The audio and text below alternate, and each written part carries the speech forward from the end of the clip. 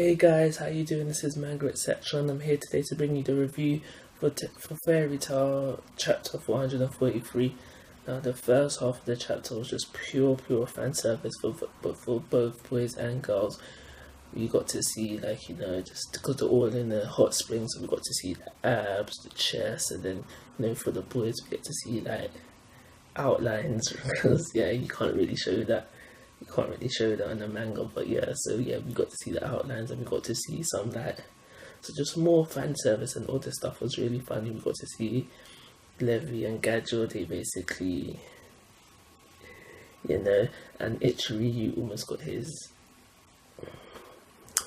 But it was just pure fan service, and all of this stuff was really funny. It was a nice start to the chapter, nice and light. I thought this was going to be the whole chapter, but it didn't seem to be the case. But this was I found that this was a nice, light, funny start to the chapter. What was important about this bit was that we learned that how Laxus and the Thunder God tribe, they've actually joined Blue Pegasus. They've been with Blue Pegasus this whole time since the time skip happened, and that was quite a shock to me, really. I was like, what? Laxus was the last person I thought would join another guild. I thought he would have been off doing his own thing, and of course the Thunder God tribe would have just been following him anyway, but that is not the case. They have joined Blue Pegasus, it seems, but we do find out how that Laxus spends most of his time away from the guild. He's usually just off training, so maybe Laxus joined Blue Pegasus because he needed income. Maybe that's why he joined Blue Pegasus. But we learned all of this stuff from Ichiryu. He tells us all this stuff. He tells everyone there all this stuff, and this gets Gajo mad because he already knew it, and he was planning to surprise them all of this news at a later time. And later time was probably when they meet up. But Ichiryu blew that plan for him, and he just got vexed. And I also found this funny. So like I said before, this first bit of the chapter was really funny, a nice light start to it, and then we flip back to Natsu and company, and this is where the chapter just gets just mad. The focus of the second half of the chapter is really on this character whose name was Brandish, I do believe. This female character, her name was Brandish, and because she turned up last chapter, but in this chapter we just see we see a lot of sick stuff from her. But she comes and she's like, oh, I've just come for the sweets, the mango, whatever it was called. I've just come for the sweets. And then she finds out that how this stand that was there has been destroyed, and she's like, alright, cool, I'm going then. And then it's like, it's just like a lot of sick stuff. Her magic is really impressive. I think it's one of the most impressive magics I've seen to date in Fairy Tale. If I'm just remembering everything correctly off the top of my head, is I'm going to say the second most impressive magic of Fairy Tale that I've seen so far. I'm not putting a lot of thought into that, but I'm going to say the second best. Her magic is just really impressive.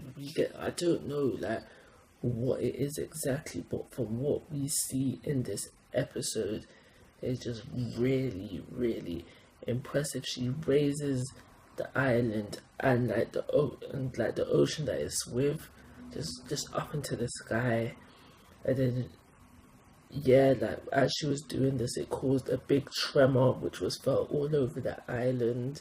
And then later on in the chapter, she just clicks her fingers and she makes her ally disappear, and then later the whole island as well. It's just like, what are you doing? How are you this strong? How is your magic this strong, I should say? But it's heavily implied in this chapter that her magic prowess alone is really strong, because first we see Natsu and Grey, and they're shaking, they're shaking, they're shaking. They're just saying, "What incredible magic! What incredible magic!" You see Natsu, who's just there holding onto his arm at one point, which I'm going to talk about a bit more later. I'm going to bring that up a bit more later. And then when Urza and Lucy come back, they're saying the same stuff as well. And it's also said in this chapter that this one girl might be stronger than Maverick, and it's just crazy. Like, and to make it even worse, Brandish says herself that she's on the same level as the 12 Spraggon, and she's not even a part of the 12 Spraggon. So what the heck? How strong is Alveres as an army? I'm starting to understand myself why Maverick had to disband in Fairy Tail, why he didn't want them to trouble him, because if members outside the 12 Spraggon are this strong,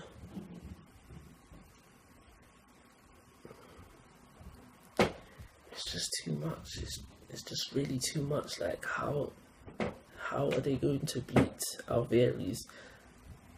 How can they even save Maverick? It's just crazy. It's just crazy. Some more stuff that came out of the chapter. We find out that how Maverick is still alive. He's alive and kicking. He's fine. And yeah, Brandish knew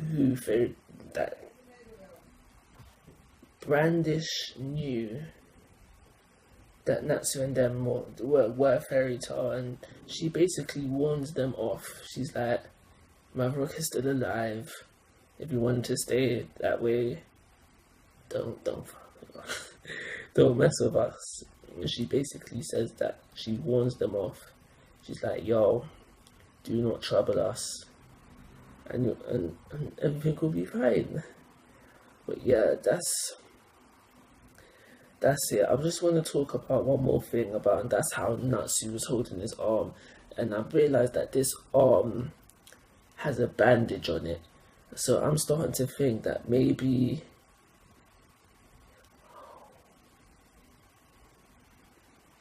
not new theory, but it's added to my theory. So we know that there's going to be another Fairy Tail movie, and we know that Natsu has some new dragon form in this movie. So I'm thinking now that because we see how he's got this whole bandage on his arm and he was shaking, I'm starting to think that maybe that like this bandage like seals off this new dragon form. So I'm thinking maybe that Natsu was feeling that maybe he needed this dragon form to compete with Brandish, so he was about to release it. I like it. I like that theory.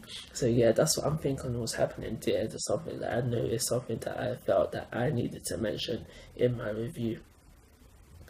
But yeah, I think that's it for this review. I think I've said everything I needed to say.